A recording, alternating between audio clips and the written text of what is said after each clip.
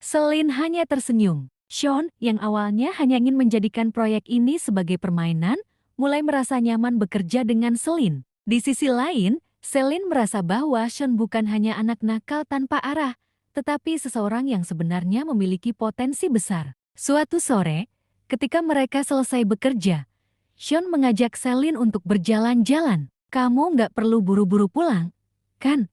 Tanyanya. Tidak juga. Kenapa? Ayo ikut aku.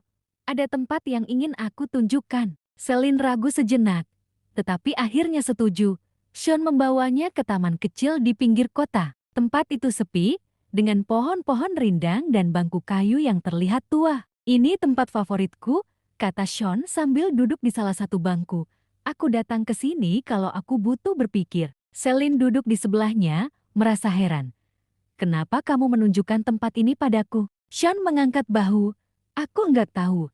Mungkin karena aku merasa kamu mengerti aku. Selin terdiam. Sean yang biasanya suka menghilang tiba-tiba mulai hadir lebih sering, meskipun dengan sikap santainya yang khas. Ia membantu dengan cara yang tidak biasa, kadang malah lebih banyak mengganggu, tetapi Selin mulai melihat sisi lain dari Sean yang membuatnya penasaran. Mereka bertemu lagi di perpustakaan sore itu, seperti yang telah mereka sepakati. Sean datang membawa 2 cangkir kopi. Untuk kamu, katanya sambil meletakkan salah satu cangkir di depan Selin. Selin mengangkat alis, terkejut.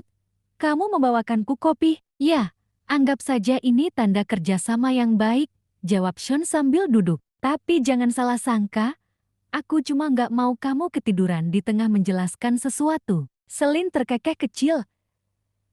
Itu pertama kalinya ia benar-benar tertawa di hadapan Sean. Terima kasih, aku kira kamu nggak peduli. Sean tersenyum kecil, tetapi tidak menjawab. Saat mereka bekerja, percakapan perlahan mengalir ke hal-hal pribadi. Sean, yang biasanya menghindari membicarakan dirinya, tiba-tiba mulai berbagi. Kamu tahu, Selin, kata Sean sambil memainkan pulpen di tangannya. Aku nggak selalu seperti ini. Selin berhenti menulis, lalu memandang Sean. Seperti apa? Seperti anak nakal yang semua orang pikir nggak punya masa depan, katanya sambil tersenyum pahit. Dulu, aku anak yang cukup baik, sampai keluargaku berantakan. Selin mendengarkan dengan saksama, merasakan ada kejujuran dalam nada suara Sean. Ayahku pergi meninggalkan kami beberapa tahun lalu, lanjut Sean. Ibuku mencoba bertahan, tapi dia terlalu sibuk dengan pekerjaannya untuk benar-benar peduli pada apa yang terjadi padaku. Jadi, ya, aku mulai cari masalah, cari perhatian. Tebak Selin dengan lembut. Sean tertawa kecil, mungkin, tapi akhirnya aku sadar, nggak ada yang peduli juga. Jadi aku berhenti mencoba menjadi anak baik. Selin terdiam sejenak. Ia tidak menyangka bahwa di balik sikap Sean yang santai dan penuh pemberontakan, ada luka mendalam yang ia sembunyikan. Kamu nggak perlu terus jati seperti itu, Sean, kata Selin akhirnya. Sean memandangnya dengan alis terangkat. Maksudmu, kamu masih bisa berubah? Kata Selin dengan tegas, masa lalu nggak harus menentukan siapa kamu di masa depan. Sean tersenyum kecil, tetapi kali ini tanpa nada sarkastik.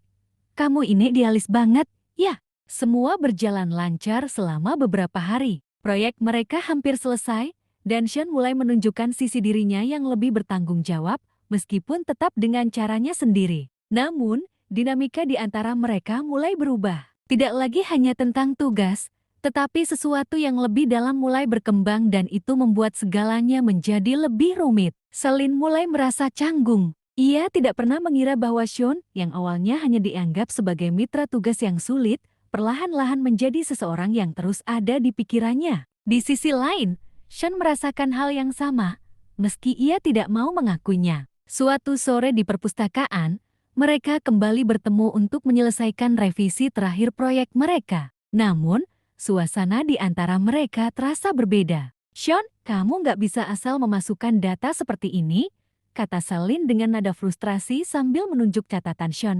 Ini nggak relevan dengan topik. Sean mendesah pelan. Kenapa sih kamu selalu terlalu serius?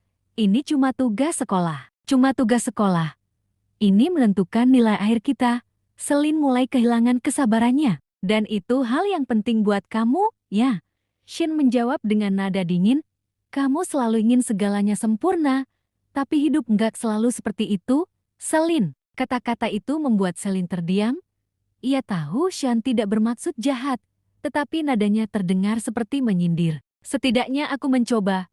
Shan, aku nggak cuma duduk santai dan menunggu semuanya selesai dengan sendirinya. Shan menatapnya dengan tajam. Dan kamu pikir aku nggak mencoba? Kamu nggak tahu apa yang aku alami. Selin, kamu nggak tahu apa yang aku pikirkan. Ketegangan di antara mereka memuncak, membuat suasana perpustakaan terasa semakin hening. Beberapa siswa lain bahkan mulai melirik mereka dengan rasa ingin tahu. Aku nggak mau bertengkar, kata Selin akhirnya dengan suara pelan. Aku hanya ingin tugas ini selesai. Sean mendengus pelan, lalu bangkit dari kursinya. Kalau begitu, kerjakan saja sendiri. Aku nggak butuh ini. Selin hanya bisa memandang Sean yang pergi begitu saja, meninggalkannya sendirian di perpustakaan.